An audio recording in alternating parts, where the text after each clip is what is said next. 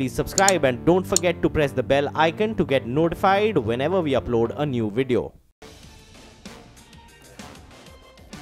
Get started and invite our two experts, Gaurang Shah and Prakash Gaba, join in to answer all the stock queries that are going to come in. Gentlemen, good afternoon to both of you. First up, we have a question coming in from Mrs. Ritvika Patel, who's written to us from Pune. She has 160 shares of Repco Home Finance, which she bought at 654 rupees for 4 months. So she's making a bit of a loss, about 20,000 down. She's a long-term investor and wants to know what she should do at this point in time. So, Prakash, let me come to you on this. She's a long-term investor making a bit of a loss right now. Can she cover up this loss? Is there still some more upside? See, basically, I see a lot of distribution pattern in the upper regions. The only advantage is Repco Home Finance is trading at the lower end of the distribution. So it's a very good chance this is the place which we call it make or break level. If it survives from here, it can go up back to 650 zones. And then if it survives there, maybe higher. But this is the place one I would not book loss here. I would have a stop below it, just below 500, that being a psychological support as well, and hold on to the stock. Who knows, it may go up from here. I think Gaurang would put better. All right, we'll just try to get Gaurang. You know, Gaurang's just tuning in as we speak, so we'll get Gaurang's view in a bit. But for the time being, there's a bit of a pullback we're seeing on the mid-cap index. Just pull up the advanced decline ratio. I think that should make sense to us, because now we have nearly around 1,000 stocks that are advancing. I remember earlier today, there were only around 650 stocks that were advancing. So those lines, they're getting closer together, telling you that the breadth of the market has really improved. So good recovery is what we're seeing from the lows. Adani Enterprises, I think that's one stock you should look at. Intraday chart should come up for you. That spiked up in the last few minutes. And the mid-cap index as well is seeing a bit of a fight back. Now, remember, we saw a bit of a pullback to these levels on the mid-cap index, and then it got sold into. So this time around, let's see whether or not it gets sold into. But we were talking about Repco Home Finance, and we have Gaurang with us as well. Gaurang, good to have you. Pleasure. You know, we have a query that's coming in there in terms of Repco Home Finance. We have, a query that came in there. 160 shares were bought at around 654 rupees, sitting on a loss of close to 19-20,000. In terms of technicals, Prakash says hold in there. If it protects some levels, it could bounce back. What's your take? Thanks for that, Nigel, and good afternoon to all of you all. I definitely concur with what Prakash is mentioning. The thing is that NBFCs, housing finance companies, went through a little bit of difficult patch in terms of earnings for the last 2-3 quarters. But as we go forward, our sense is that the loan book growth is definitely going to kick in. And more importantly, because of DEMO, GST and RERA, real estate prices have started to correct southbound. So our sense is that that also excites an end user to actually go and buy that dream home that he or she is wanting to buy for a very long time. So long term, I would say hold on, and even if you have investable capital at current levels, you can even add to your current holding. All right, so remain an investor. That's the advice for Mrs. Ritvika Patel. Up next, Harendra Singh Bisht has written to us from Dehradun. He has 800 shares of Adani Power. He bought it at 35 rupees. He's been holding on for just about 10 odd days. Another long-term investor and wants to know what to do at the moment. So I wonder why a long-term investor needs advice in 10 days. But nevertheless, Prakash, your quick take? Adani Power, basically, I would say that it can hold here. The place is 30. If it survives here, fine, it can go to 34 zones. But I don't like the structure on the higher time periods. So best is to exit on way up. Okay, all right. Gaurang, what about you? Adani Power, should someone be looking at it, or you've got a better option? Well, to be very honest, if you look at the history of performance, Nigel, I don't know whether you should buy it from any angle, short term, medium term or long term. Now, no specific comments on Adani Power since we don't have a coverage, but if you're looking at power generation, then Tata Power is a much better candidate from a long-term point of view. Okay. All right. So that's the view then coming in there on Adani Power. Keep an eye out on the markets. Yes, there are a few stocks that are actually recovering in the last few minutes. So that's rather important. Balrampur Chini is yet again moving higher. SRF as well is seeing a bit of a spike as we speak. And JSPL, last couple of days, the stock has been rock solid. there's a bit of a positive sentiment that's going on. The rupee depreciation will make imports as well, a tad bit more costly. So some of these steel stocks are running on that positive sentiment. I'll tell you what, in China as well, some of those rates have been fixed for October, and they've been fixed a little higher than what it is currently. So that's giving a little bit of more headroom for companies like JSPL to go ahead and hike prices as well. So keep an eye out on a couple of those stocks. But let's get to our next query. Akansha writes to us from New Delhi. She holds around 1,000 shares of Meghmani Organics, price of around 105 rupees. For the last 4 months, she's a long-term investor, wants to know whether or not she should hold or sell. Okay, all right. Gaurang, coming across to you. Do you track this one?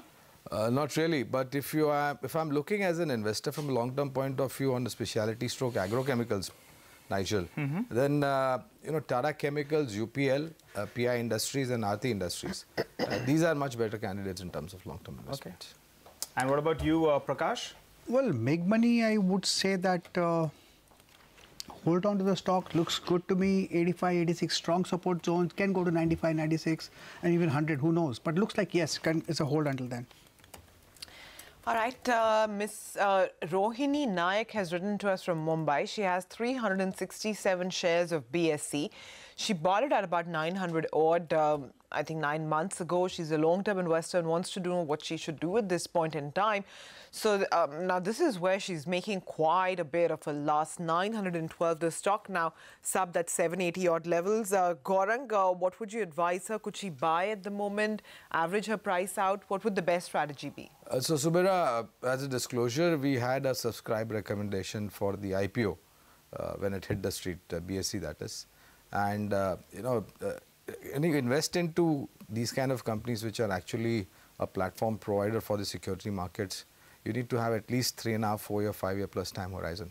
So first of all, if you have that kind of a time horizon, stay invested. Point number one. Point number two, if you have investable amount, you can even add over here since you got invested at an elevated level. At the moment, the market is about 40 odd points up from the day's low, and it looks like we could head a little bit higher as well. And on the mid-cap front, the good news is that the index now is just down about 0.25%. But our two experts, Prakash and Gaurang, are here with us to answer the queries that are coming in. So Vishal Shah is our next caller, and he's on the line with us from Bengaluru. Hi, Vishal. What's your query? Hi, Sumaya. How are you? I'm good. Thanks for calling in. How can we help you? Like 500 shares of Ujjivan. Average rate is like 475. I am a long-term investor.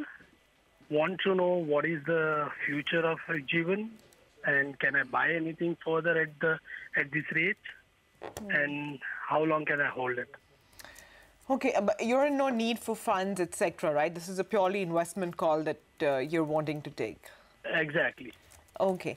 Gaurang, Ujjivan, it's not been a fabulous investment so far, but is there merit in holding on? So, Sumera, first of all, when people average, when investors average, my understanding of averaging is that unless and until you get the same stock at least 4 or 5% below your earlier investment price, you should not average. And when you average, no need to average entire quantity what you hold earlier, but maybe just 25-30%. So when you put principles in place and you average, I think you will never go wrong. Now, fact of the matter is about 500 shares, and his average cost he says is about 475. We remain extremely positive on Ujjivan as a microfinance company, and since they have also got a small payment bank license, I think their operational capabilities, capacity should fire up all cylinders. But this is, I'm talking with at least 18 to 24 months plus time horizon. And he also mentioned about investing more. So please follow the principle of investment averaging, and you can definitely average at current levels. But like I mentioned, do it at a downtick and at least 25-30% of the original quantity. No need to buy 100%. Okay, all right. So that's the query that came in there on Ujjivan. Let's move on to our next query. I think we have Mr. Roopchand, who calls us from Mumbai with a query on Reliance Nippon. Hi, sir. Hi. Hi, sir. Good afternoon. Good afternoon. How can we help you? What's your query? Yeah, I wanted to invest in Reliance Nippon. Okay. Can you please explain the advantages versus the HDFC mutual fund and Aditya Birla Capital? Because both also have AMCs there. Okay. So is this a good buy comparatively, because the price is comparatively more attractive, Reliance Nippon? Okay, and I presume Mr. Roopchand, you have a long-term horizon, right? At least 6 months to 1 year, actually. All right, that should be the minimum. Gaurang, coming across to you, do you track this space or? Well, honestly, don't have a clue on Reliance Nippon and AB Finance. But let me say this to him. HDFC MC, as when the paper hit the market, we had a subscribe recommendation, and we all know, Nigel, it created all sorts of historical records in terms of subscription, oversubscription, and in terms of listing gains. Yeah. Despite of the higher valuation, we remain extremely positive on HDFC MC. Or else, you can possibly have a look at L&T Finance and Holding, which has corrected after going to above 200 in the recent past, and then currently at about 550, 150 to 160. So L&T Finance and Holding would be a better choice. All right, so I hope that answers a query. Mr. Roopchand is now on the line with us from Mumbai. Okay, Mr. Roopchand, I hope that answers your query. Appreciate you. Okay, all right, sir. Mr. Roopchand, I hope that answers your query. Appreciate you. Okay, all right, sir. Up next, Karthik Dattani has written to us from Mangalore. He has 30 shares in Rain Industries, which he bought at 373 odd rupees about 5 months ago. He's a medium-term investor and wants to know what he should do at this point. Prakash, Rain Industries, he's a medium-term investor. What should he do at the point? I think he's bought in at about 373 odd. Well, it's really from 375 to 195. What can I say? I mean, the structure was very weak in the upper regions of around 400, more of a distribution pattern out here. It's come down. Even now, it doesn't tell me I'm going up. It doesn't tell me I'm coming down. It's stuck sideways. Now, if I would say that if it breaks the levels of 162, it can go much lower here. I'd rather take Gaurang's call because he knows fundamentals more than I do. I don't think he wants to answer this one, but Gaurang, do you? Yeah, Gaurang, do you track it? My friend Prakash always puts me in a fix in times like this. No, we don't have, honestly, don't have a coverage on Rain Industries. But I would agree with Prakash on one thing, that when stock corrects like this, I think alarm bells should have gone off long time back. As simple. So, protecting your capital in equity market is equally important as making profit. Yeah, I mean, it was interesting stock. I remember it went dancing away from around 40 to close to 400. And from there, in fact, they'd seen a sharp correction as well. But I think we can squeeze in another query. I think we have Mr. Mahesh, who's calling us from Hyderabad. Hi, sir. Hi, sir. Hello. Good afternoon. Good afternoon. Actually, how can we help you, sir? Actually, I would like to buy 1,000 shares of BEL. Oh. Is it right time to enter or for a short term? All right, Mr. Mahesh, just wanted to ask you, do you have a portfolio, equity portfolio, or is this one of the first shares you're looking to buy? No, equity first. You have a portfolio with you, right? Yeah. Okay, all right. BEL. Interesting one. Prakash, how's it looking on the charts? I think it looks weak on the charts. Broken the important level of 91 has come down. I think it's heading down to 76. If it survives 76, fine. If it does not, then it goes to 62. You want to buy. Where do you buy? First place to buy is 76 if it survives there. Okay. If it does not survive there, buy around 62. These are the two levels I've given you. Call us again. Around 76 and 62. If we find some good strength there, we'll buy there. So far, what I see is weakness. I need to see strength. I need to see strength, or I need to see weakness in the weakness. Stocks are doing very, very well for the second day running. A smaller stock like a Movana Sugar, that's locked in upper circuit. It's up close to around 20%. Out of nowhere, we're seeing a big run on these sugar stocks. And even Sri Renuka Industries, now it's in upper freeze yet again. So keep an eye on both these two stocks. Upper freeze, you can't buy anymore. It's locked in upper circuit. But not just that, some of these real estate companies as well are moving around. Take a look at India Bulls Real Estate. There's a massive volume over there, big spurt, stock moves to the high point of the day. And even Vadilal Industries, that one as well has spiked up. So clearly, we are seeing some of these stocks on the broader markets, perform. And that explains why the advanced decline ratio, now you have almost those two crisscross lines. They almost, kiss each other. So you put up both those two lines. They should come up for you on the screen. But let's move on then. The liquidity crunch at IL&FS has led to a series of downgrades. The system-wide borrowings could be anywhere upwards of around 70,000 crore rupees. Now, the bulk of that is in the banking system, but some of it also lies with debt funds. Sumaira has gone over, and in fact, she's going to give us the scheme-wise breakdown. Sumaira, over to you. Well, thanks very much for that. So between about 9 mutual fund houses, the total exposure to the RNFS group stands at roughly about 3,500 crores. So a Kotak report shows that the biggest exposure lies with Aditya Birla Sun Life AMC across 7 of their funds and various fixed-term plans as well. Now, an important point to be made is that every single one of these schemes listed here has at least some amount of exposure to the Jharkhand Road Projects implementation company, which yields an annuity income from the state government, and therefore that is not a risk. So the exact quantum of this exposure is unknown, but clearly the exposure at risk now for ABSL is likely to be much lower than the 1,500 crores that we're showing here. The DSP group likewise has a collective exposure of about 600 odd crores here as well. They have 2 of their funds, which have the asterisks over here, have exposure to the Jharkhand Road Project, and therefore to that extent the exposure is not at risk. Next, Tata Mutual Fund has about 250 odd crores invested in the RNFS group companies across 3 schemes, but as a percentage of net assets, it stands at under 5% in each of those schemes. Invesco then has an exposure of about 28 odd crores across 2 schemes, and in each, the risk doesn't seem overtly significant. Principal MF exposed to the extent of about 73 odd crores spread across 4 schemes, of which only 1 has exposure that's higher than 5% of its net assets. Besides this, there are various individual schemes which have quite high exposures. So LIC Liquid Fund is the largest at about 750 odd crores. That's a single scheme. BOI AXA's Credit Risk Fund, various FMPs, fixed maturity plans by Kotak, and also Motilal Oswal Ultra Short-Term Fund. So these remain some of the single funds or schemes with the largest exposures. Okay, all right.